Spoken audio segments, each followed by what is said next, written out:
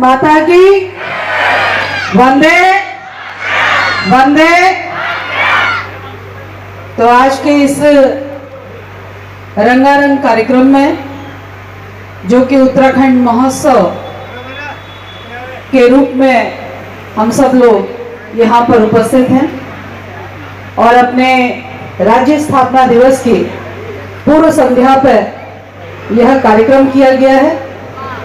इस कार्यक्रम में उपस्थित सम्मानित जिला पंचायत अध्यक्षा श्रीमती बेला तोलिया जी, अनुसूचित मोर्चे के अध्यक्ष छोटे भाई समीर आर्या जी, इस कार्यक्रम की आयोजिका और लगातार इस कार्यक्रम को हर साल करती हैं और लगातार अपने राज्य आंदोलन कार्यों को याद करना और उनमें शहीद हुए लोगों को स्मरण करना, श्रद्धांजलि देना, उनके इस आचरण व्यवहार को लगातार हम सब के सामने जो रखती हैं और जिनके निमंत्रण पर हमें ये सौभाग्य प्राप्त हुआ। तो कार्यक्रम की आयोजिका निर्मला जोशी जी, उनके लिए जोरदार ताली। बहुत हल्की ताली बजी है और ये तो कह रही थी मीठी ताली। यहाँ पर उपस्थित महिला उपाध्यक्षा भारतीय जनता पार्टी गायत्री दुर्गापाल जी, उपस्थित यहाँ पर जिला अध्यक्ष महिला मोर्चा नैनीताल प्रतिभा जोशी जी, वरिष्ठ भाजपा नेता हरीश पांडे जी, अंजू जोशी जी, वतन जोशी जी, जितेंद्र मेहता जी, प्रताप जी, नीरज बिष्ट जी, ललित पंत जी, पूर्व दर्जा राज्य मंत्री GS रावत जी, प्रशांत नेगी जी और यहाँ पर उपस्थित सभी पूरे अपने इस हल्द्वानी क्षेत्र से आए सभी मातृशक्ति, सभी युवा शक्ति और सभी वरिष्ठ जन और यहाँ पर उपस्थित सभी हमारे वरिष्ठ पत्रकार बंधु, आप सभी को मैं उत्तराखंड महोत्सव के कार्यक्रम में सभी का स्वागत करती हूँ और साथ ही आप सबका अभिनंदन करती हूँ। जैसा कि उत्तराखंड महोत्सव अपने आप में जिस प्रकार की प्रस्तुतियाँ यहाँ पर देखने को हम सबको मिली हैं, उस प्रस्तुतियों के माध्यम से मुझे सबसे पहले खुशी तो इस बात की है कि इस उत्तराखंड महोत्सव में अपनी भाषा, कुमाऊनी भाषा का पूर्णतः चाहे गाने के माध्यम से हो, चाहे हास्य के माध्यम से हो, यहाँ पे जो प्रस्तुतिकरण किया गया है उसके लिए मैं पूरी टीम, चाहे माया उपाध्याय जी हो, चाहे दूसरे कलाकार बंधु हो, सभी का मैं बहुत धन्यवाद आभार व्यक्त करूंगा। निश्चित रूप से अपनी भाषा को इससे बल मिलता है, निश्चित रूप से भाषा अपनी रोचकता को पकड़ती है और निश्चित रूप से हमारी भाषा कितनी रोचक है ये आपके प्रदर्शन से महसूस होता है और हमारी भाषा को हम ही लोगों ने आगे बढ़ाने का काम करना है,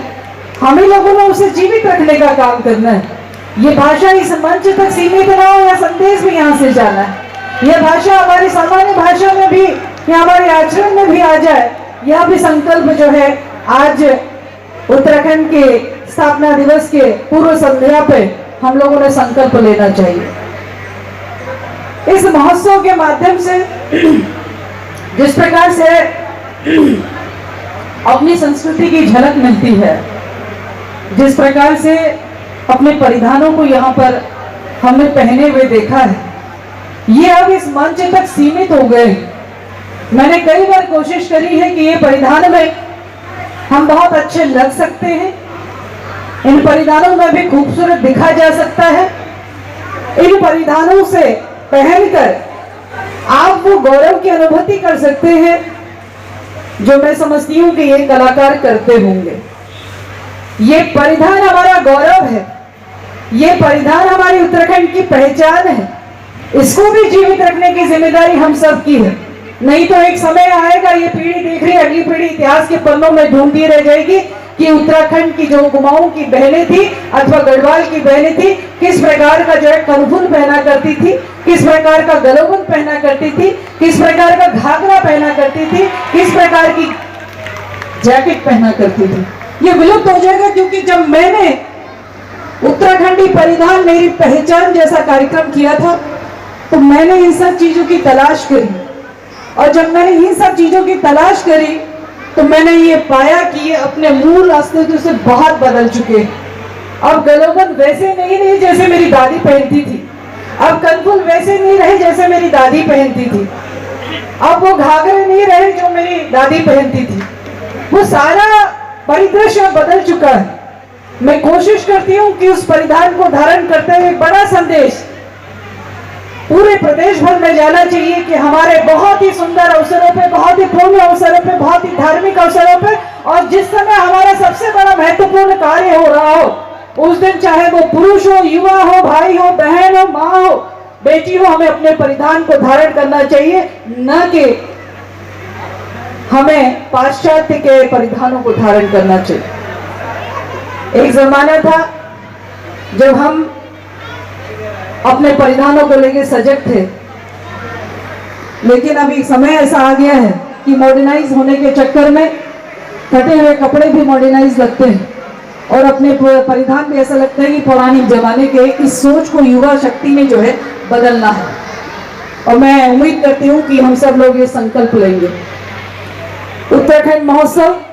कुमाऊनी भी और गढ़वाली भी दोनों संस्कृतियों से बनती है, और दोनों संस्कृतियों के जुड़ाव से उत्तराखंड बनता है। हम सब मिलकर अपनी संस्कृति को, अपनी सभ्यता को बचाने का काम करें। आज उत्तराखंड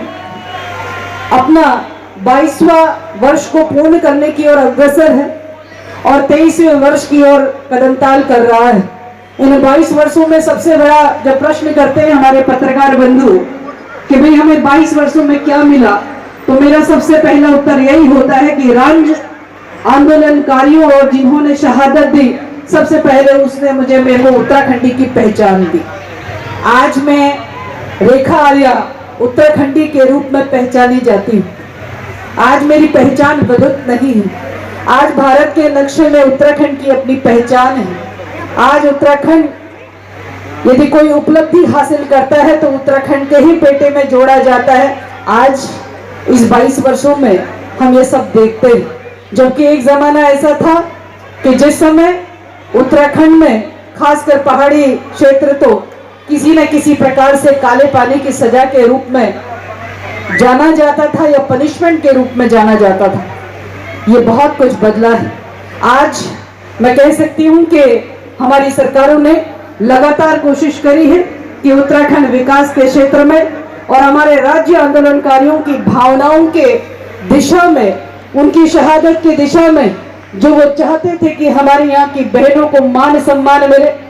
उसकी चिंता करना, उनकी सुरक्षा करना, उस ओर अग्रसर है। लगातार उस ओर काम चल रहा है। यदि ये कहें कि हमारे पहाड़ों में सड़कें हो, हमारे पहाड़ों में, पहाड़ के घरों में पानी हो, बिजली हो, शौचालय हो, मान सम्मान हो, गरिमामयी जिंदगी हो, अच्छा जीवन स्तर हो, तो यह कोशिश लगातार इन 22 सालों में हम सब ने मिलकर करी है, और इन 22 वर्षों में हमने बहुत कुछ उपलब्धि हासिल करी है। आज उत्तराखंड की पहचान केदारनाथ और बद्रीनाथ, गंगोत्री और यमुनोत्री के रूप में तो है ही, उत्तराखंड की पहचान आज देवभूमि के रूप में भी है। आज इस मंच से के माध्यम से मैं कहना चाहती हूँ कि उत्तराखंड जितना देवभूमि का है, उत्तराखंड उतना ही देवियों की भूमि का भी है। और यहाँ पर इस देवभूमि में जितना देव का सम्मान है उतना देवियों का भी सम्मान है। लेकिन थोड़ा सा हमारे को अपने आचरण में जो समय पे समय पर हम सबको ध्यान रखना चाहिए कि उत्तराखंड जो कि देवभूमि के रूप में जाना जा रहा है, यहाँ पर देवी के भूमि के रूप में जाना जाए, उसके लिए हम सबको लैंगिक समानता के लिए काम करना होगा। और ये तभी संभव है जब हम सब मिलकर इसे विचार करें। हमारे सोच में ही केवल देवियों को पूजने का काम ना हो, हमारी सोच में ही केवल नवरात्रि में माँ की पूजा अर्चना करने का काम ना हो, बल्कि हमारे आचरण में भी उन देवियों को मान सम्मान देना, यह हमारे जिस दिन आचरण में आ गया तो मैं गर्व के साथ कह सकती हूँ कि जीवन में हमें इस देवभूमि में किसी भी महिला, किसी भी बच्ची का अपमान जैसी घटनाएं हमको देखने और सुनने को नहीं मिलेंगी। तो मैं